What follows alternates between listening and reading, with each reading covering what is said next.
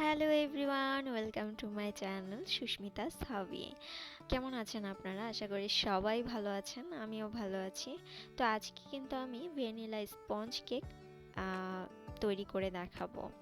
তো ভিডিওটা শুরু করার আগে অবশ্যই বলে নিচ্ছি আমার চ্যানেলটিকে আপনারা একটু সাবস্ক্রাইব করে দিবেন এবং আমার পাশে থাকবেন।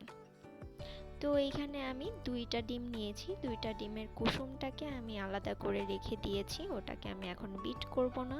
এখানে আমি সাদা অংশটাকে বিট করে নিচ্ছি। আর হ্যাঁ, আজকে কিন্তু আমি স্কারলেটের এই হ্যান্ড মিক্সচারটা ব্যবহার করছি। এটা কিন্তু কম দামের মধ্যে খুবই ভালো সার্ভিস দেয়, আপনারাও এটা নিতে পারেন। তো এই তো আমি সাদা অংশটাকে বিট করে নিচ্ছি। আর হ্যাঁ, মিডিয়াম স্পিডে আপনারা বিট করবেন, এটাকে হাই স্পিডে বিট করতে যাবেন না। এখানে আমি 1 কাপ চিনি নিয়েছি। 1 কাপ চিনিকে আমি একবারে দিব না, একটু একটু করে দিয়ে তারপর আবার বিট করে নিব।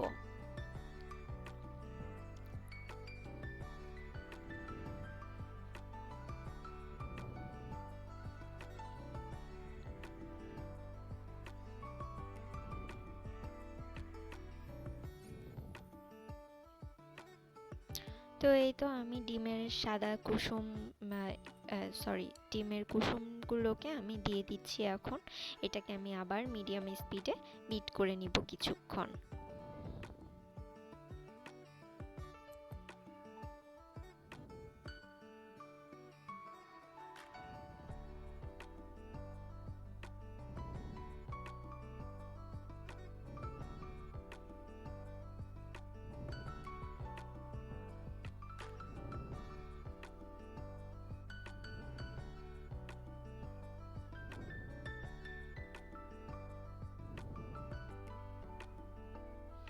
তো এই তো আমার বিট করা হয়ে গিয়েছে, আপনারা দেখতে পাচ্ছেন।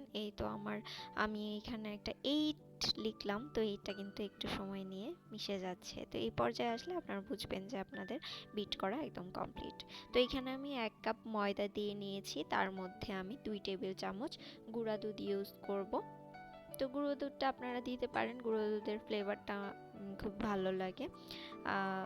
যেহেতু ডিম আমরা ইউজ করছি, আমরা সবাই জানি যে ডিমের একটা আলাদা গন্ধ আছে, তো সেটা গুঁড়া দুধ এবং এসেন্সের মাধ্যমে সেটা মিশে যাবে। তো এইগুলোকে আমি ভালো করে ছেঁকে আমি হ্যান্ড মিক্সচার দিয়ে মিক্স করে নিচ্ছি। এই মিক্সের কাজটা কিন্তু একটু সময় নিয়ে করতে হবে, তাড়াহুড়ো করতে যাবেন না, একটু সার্কুলার মোশনে আমি যেভাবে করছি এইভাবে আপনারা করে তারপরে একটু সময় নিয়ে মিক্স করবেন। তো এখানে আমি সাদা তেল ইউজ করছি।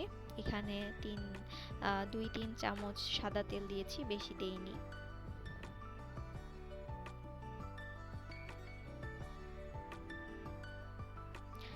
একটা কথা বলে রাখি, ঘরোয়া উপায়ে কিন্তু এইভাবে কেক তৈরি করে আপনারা মানে যে কোনো সময় কেক বাড়িতে বানিয়ে খেতে পারেন, খুবই ভালো লাগে। দোকানে যাওয়ার তো প্রয়োজন মনে করি না, অ্যাটলিস্ট আমি। কারণ আমার যখনই কেক খেতে ইচ্ছা করে আমি তখনই হুটহাট করে এইভাবে কেক বানিয়ে ফেলি। তো এখানে আমি অ্যাসেন্স দিয়ে দিলাম, এটা হচ্ছে ভ্যানিলা অ্যাসেন্স। এটা কয়েক ফোঁটা দিলেই ফ্লেভারটা ভালো আসে, সেজন্য আমি বেশি দেইনি, জাস্ট 1-2 ফোঁটা দিয়েছি। এখন আমি আরেকটু ভালো করে মিক্স করছি।